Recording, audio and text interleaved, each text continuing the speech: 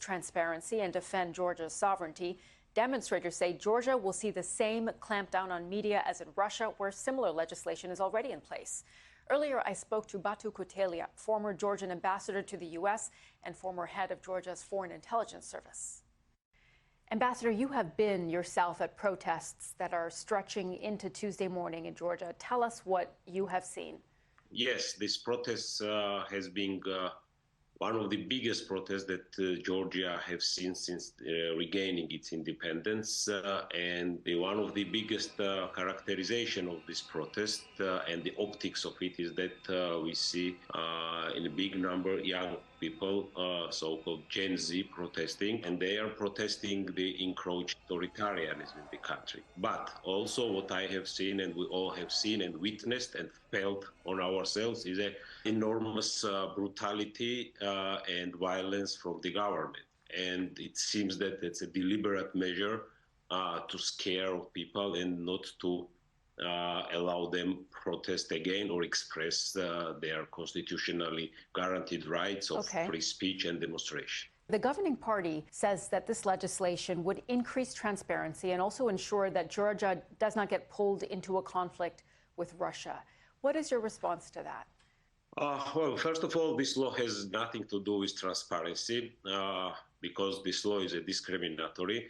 It identifies those organizations, civil society and media outlets as foreign agents, exactly in the same way as Russia did it. We can also see that the purpose of this law is to punish them. Now, as an outcome of the protest or the government reaction of synchronized mob attacks on the civil activists, creating some database of so-called foreign agents, as the chairman of the parliament proposed recently, it's very much in line with the authoritarian way of silencing the opposition.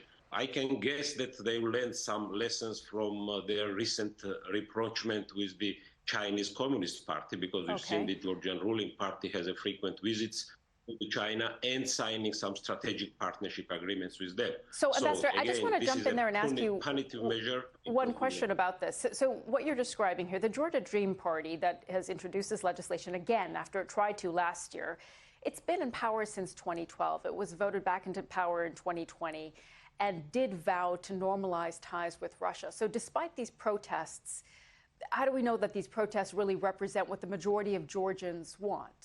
First of all, the biggest sign of this protest is immediate reaction of the society of introduction of this law. So the understanding on the reading of this law, and not only the letter, but the spirit of the law, really brings a chilling memory for the elder generation of Soviet Union, but for the younger generation, something that was so precious for them, to being so close to Europe and our European future as part of the free nations of the European family. So this combination of these two factors are our recent historical experience with Soviet Union and totalitarianism, and now the government's zeal to violently clinch to the power and they capture the state, which they already done quite effectively, is the factor that we got up to 200,000 Georgians protesting in the streets. Right. So for a country that's 3.5 million, that's a really outsized protest. Yeah, they have been incredibly dramatic protests, as you said, Ambassador. I just want to ask you, the final voting on the proposed legislation is scheduled for Tuesday. The Prime Minister has vowed that this will pass. What will protesters then do if it does pass?